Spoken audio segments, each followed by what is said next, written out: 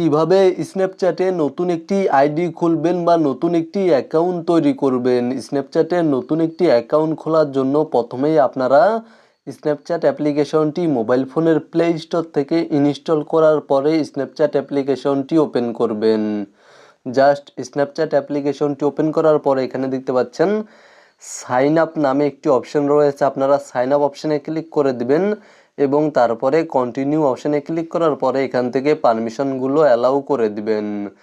Just পারমিশনগুলো allow করার পরে আপনারা যেই নেমে স্ন্যাপচ্যাট অ্যাকাউন্ট খুলতে চাচ্ছেন সেই নেম বা সেই নামটি এখানে টাইপ করে দিবেন এবং তারপরে এখানে দেখতে পাচ্ছেন এগ্রি অ্যান্ড কন্টিনিউ এই অপশানে ক্লিক করে দিবেন। দেন আপনাদের ডেট অফ বার্থ অর্থাৎ জন্ম তারিখ এখানে সিলেক্ট করে দিবেন।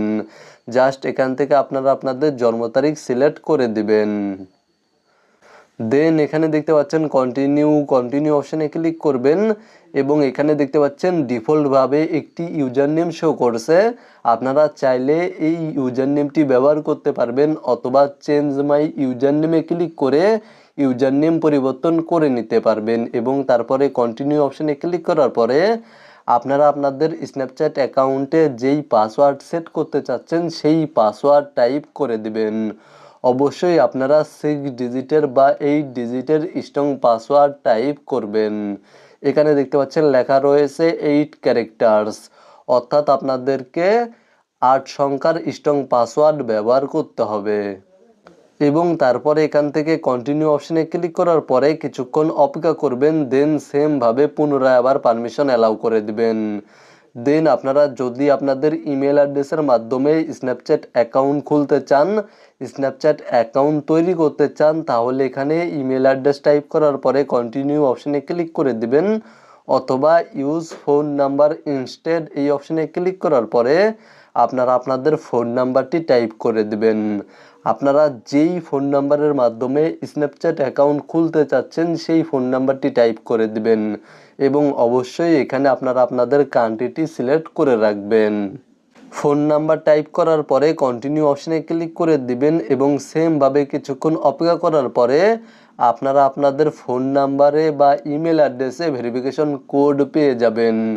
জাস্ট ভেরিফিকেশন কোড এখানে সাবমিট করে দিবেন।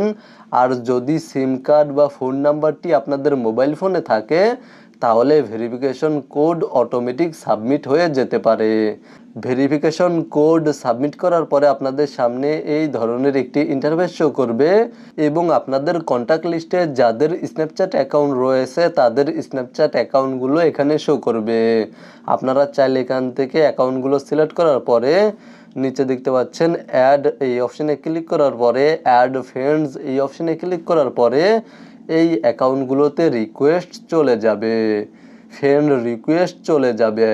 আপনারা চাইলে এখান থেকে ফ্রেন্ড রিকোয়েস্ট পাঠাতে পারবেন বা এখানে দেখতে পাচ্ছেন স্কিপ নামে একটি অপশান, এই অপশানে ক্লিক করে আপনারা স্কিপ করে দিতে পারবেন।